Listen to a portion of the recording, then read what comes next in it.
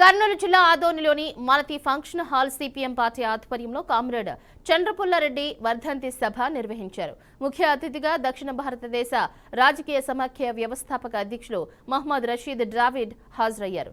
చంద్రపుల్లారెడ్డి చిత్రపటానికి పూలమాల వేసి నివాళులర్పించినట్లు ఆయన తెలిపారు. ప్రజల మౌలిక సమస్యలు పరిష్కారం కావాలంటే నూతన ప్రజాస్వామిక విప్లవ లక్ష్య సాధన ద్వారానే సాధ్యమవుతుందని ఆయన వెల్లడించారు.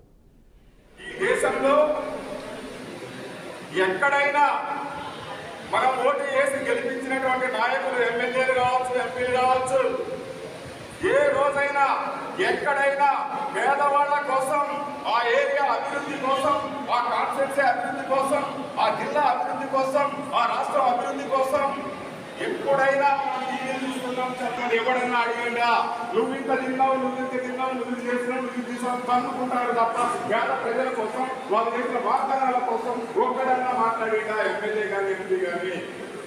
మరి మళ్ళీ తిరిగి ఊళ్ళోకి వచ్చి ఎన్నికలు వచ్చిన తర్వాత మీరు ఇచ్చిన హామీలు ఎందుకు అమలు చేయరని ఎందుకు మీరు మాట్లాడటం లేదు?